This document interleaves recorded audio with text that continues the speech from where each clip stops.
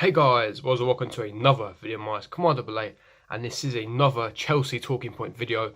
And in this video, I want to talk about a lot of things. Now, the main talking point of this video is going to be: has Tammy Abraham broken the number 9 curse at Chelsea?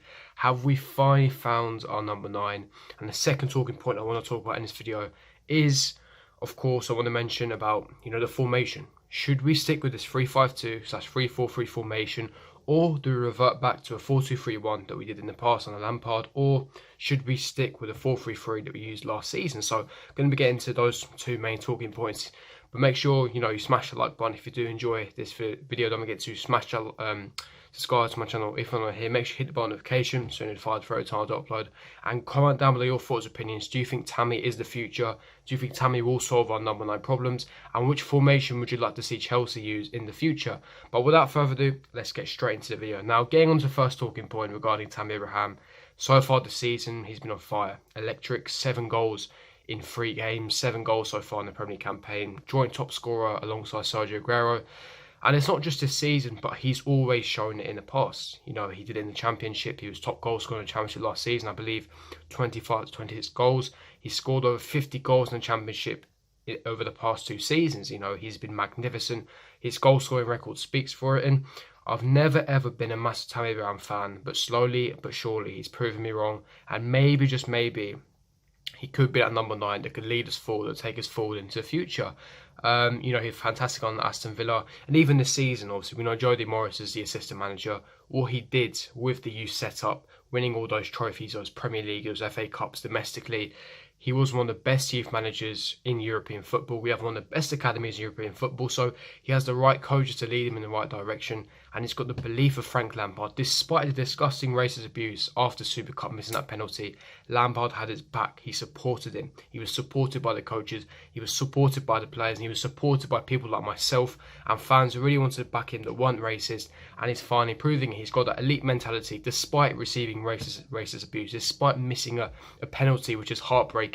He still bounced back, and he's got that elite mentality, which shows to me, which indicates to me and many fans that he will reach to the very top. He will go to the very top because of his elite mentality and his attitude and his belief. And the other positive about having these youth players such as Mason Mount, Tammy Abraham, Reece James, Callum Hudson-Odoi, etc., is they all want to play for Chelsea. It's not like we're Hazard with, yes, he was top 3 players in the world, but he always dreamt of Real Madrid. His heart wasn't always here.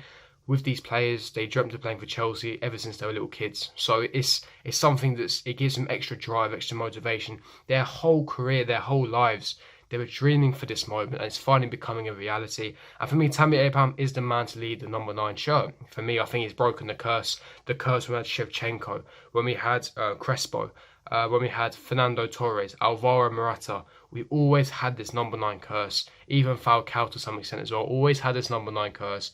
And finally, I think that Tammy Abraham's finally broken it. His first hat-trick for Chelsea, 7 goals, joint top scorer of Sergio Aguero, and even stylistically, he's a poacher. He's lethal in the 18-yard box, but not just that. He's your typical elite striker who can score all types of goals.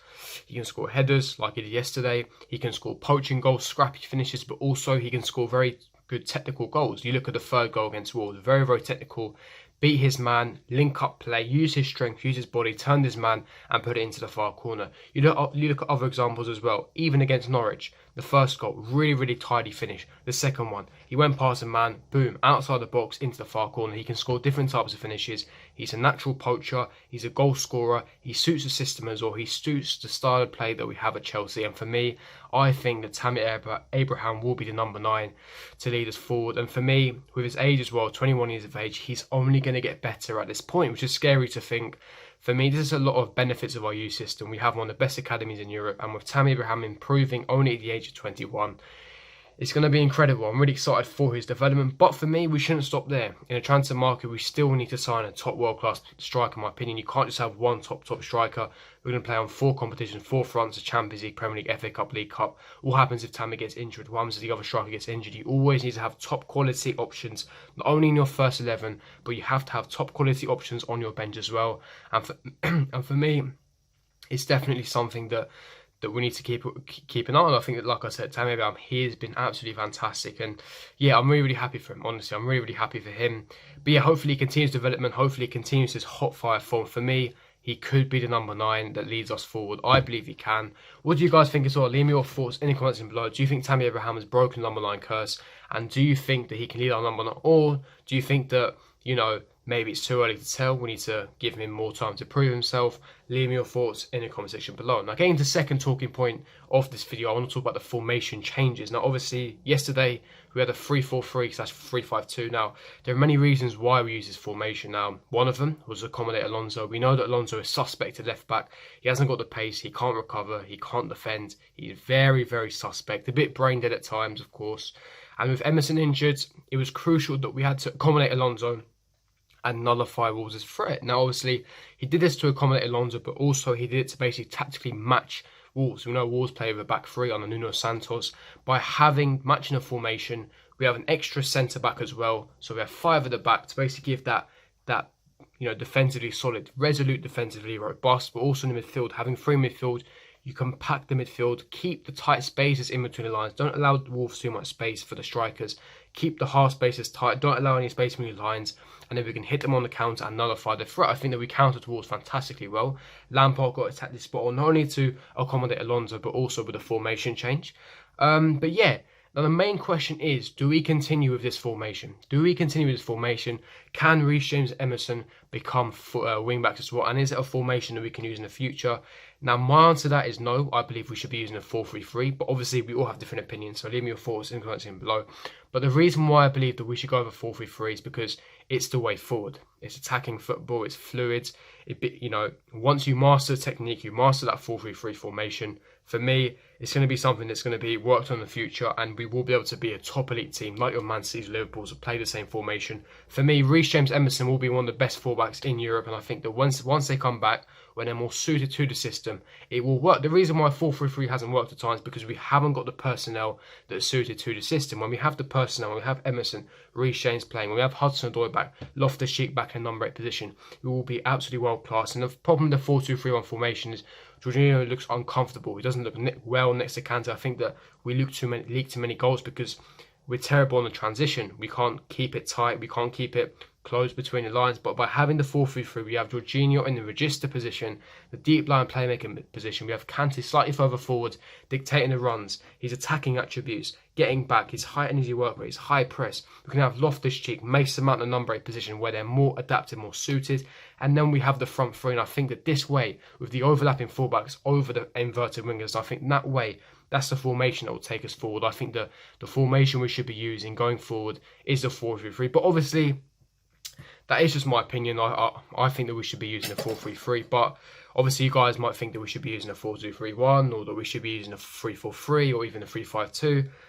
But I think that the good news with Frank Lampard is he's tactically flexible. He won't just stick with one formation like he did with Sarri. If we need to play against the Wolves or Sheffield United to play with a back three, he can adapt to that. He worked on it in training. It's something that he works on.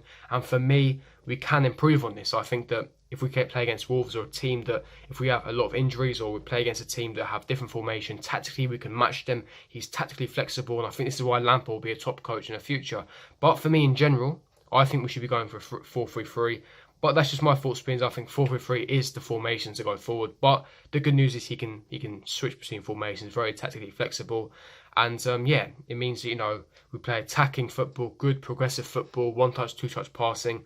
But it means he can switch formations and kind of change the way we the way we attack, the way we set up as well. And I think that hopefully it's definitely something that we can work on in the future. Now, getting on to the last talking point quickly is the set pieces. Now, I mentioned this in my review yesterday, but it's something that Lampard has to work on in training. We do zonal marking, but it's something we have to do due to the height problem in the team. But hopefully something he can work on in training, because obviously the first Wolves goal was atrocious, and we've always been poor at set pieces. I saw a stat on the match of the day, second worst team in the league when it comes to set pieces, something that Frank Lampard has to address in the training ground. But yeah, that's going to wrap up my talking points video. If you did enjoy this video, don't forget to smash the like button, subscribe to my channel. If you're new here, comment down below your thoughts, opinions on each talking point that I did mention about. Can Tammy Abraham break the number 9 curse and be our number 9 for the future? And which formation would you like to see us play in the future? Make sure you hit the bell notification so you're notified every time I do upload. Smash the like button if you did enjoy this video, and I'll see you guys for my next video. Peace.